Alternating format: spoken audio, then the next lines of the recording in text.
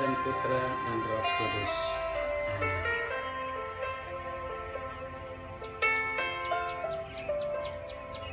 Allah Bapa Surgawi, kami mengucap syukur kepadamu atas segala rahmat, terutama karena Engkau telah menganugerahkan martabat kenabian kepada kami umat-Mu. Semoga hari ini kami mampu mewartakan karya keselamatan Putra-Mu sesuai dengan kebenaran sabda-Mu yang disampaikannya melalui sikap hidup kami, juga melalui perkataan dan tindakan kami. Kami mempersembahkan ke dalam ribaan saudara-saudari kami yang terinfeksi virus corona dan telah berpulang dalam kerahiman. Terimalah mereka agar mereka memperoleh kebahagiaan kekal bersama-Mu di surga. Bagi mereka yang telah terinfeksi positif dan sedang dirawat, semoga mereka pulih lagi. Kami juga berdoa bagi mereka para medis, para dokter, para perawat, para bidan, sukarelawan di bidang kesehatan, dan para pembantu sosial yang melaksanakan aksi sosial untuk membantu masyarakat yang terdampak virus corona ini. Semoga kami semua dapat melaksanakannya dengan sukacita, lalu sehat dan terhindarkan dari segala kesulitan, mara bahaya, dan teristimewa semoga kami juga bebas dari virus yang telah mewabah ini. Bagi para dokter dan perawat yang telah terinfeksi positif dan menjalani masa pemulihan, semoga Engkau menjamah mereka agar mereka pulih lagi, Tuhan. Engkau yang hidup dan berkuasa kini dan sepanjang masa. Amin. Bapak Ibu, saudara-saudari, sahabat Rema Meja Sabda, di mana saja kita berada, kembali saya menyapa kita di hari Kamis 2 Juli 2020. Semoga kita semua dalam keadaan sehat walafiat dan bahagia senantiasa bersama seluruh karya dan aktivitas kita.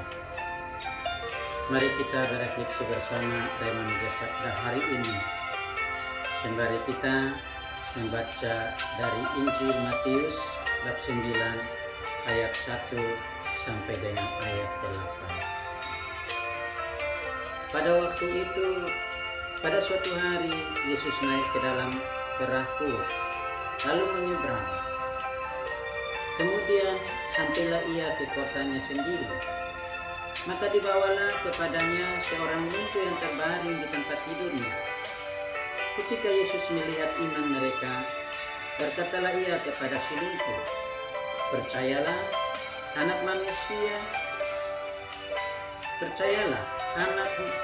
anakku, dosamu sudah diampuni.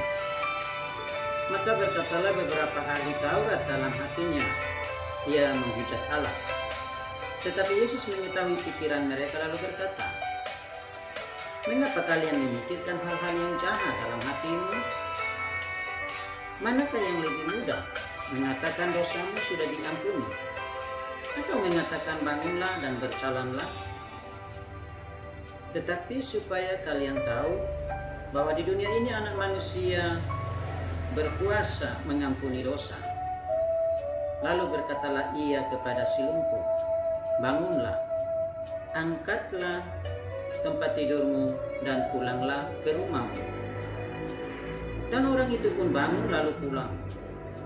Maka orang banyak yang melihat hal itu takut lalu memuliakan Allah, karena ia telah memberi kuasa demikian besar kepada manusia. Demikianlah Injil Tuhan. Terpujilah Kristus. Bapak, Ibu, saudara-saudari umat beriman yang dikasihi Allah, saya mengajak kita untuk bermenung bersama dengan satu entry point dari daya refleksi kita, bahwa kita diajak untuk senantiasa setia mewartakan kebenaran sesuai dengan sabda Allah di tengah situasi sulit. Dari meja sabda hari ini, kita bisa melihat pengalaman Amos bersama bangsanya, bangsa pilihan Israel. Amos muncul di utara bersama kerajaan seutara, dan ia mewartakan kehendak Allah, dan itulah tugas seorang nabi.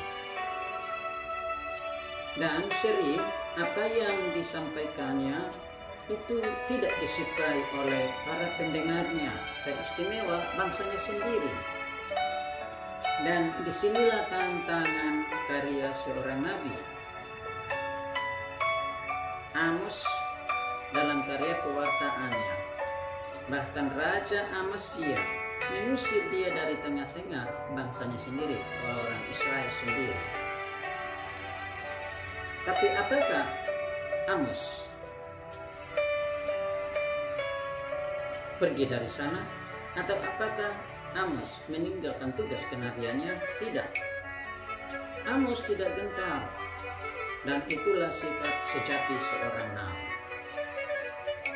Malahan atas tindakan Amasya ini, Allah murka terhadap mereka, terhadap Amasya dan bangsanya, sehingga menjatuhkan hukuman atasnya dan seluruh bangsa itu. Pengalaman yang sama juga terjadi, dialami oleh Yesus sendiri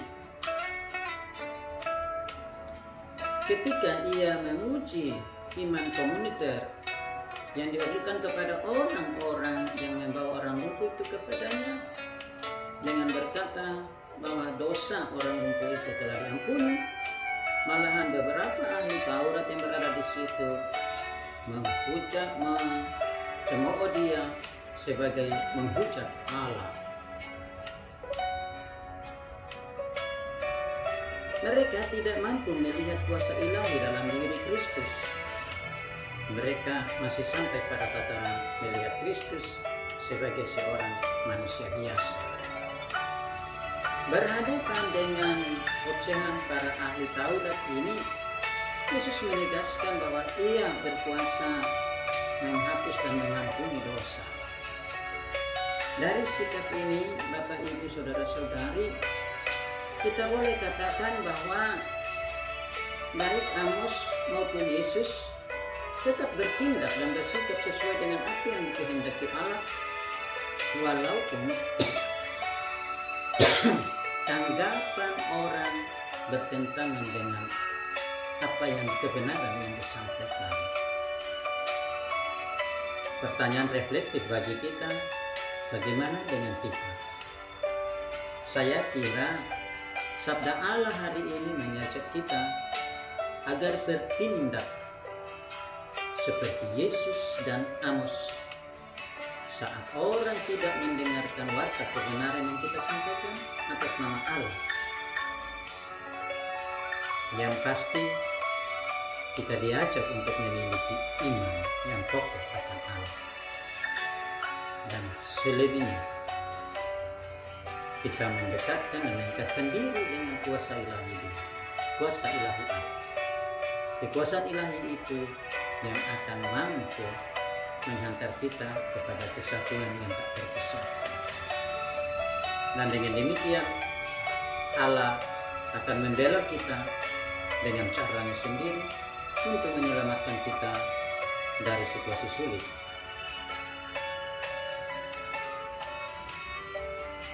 Kita bermenung, Allah menolong kita. Amin.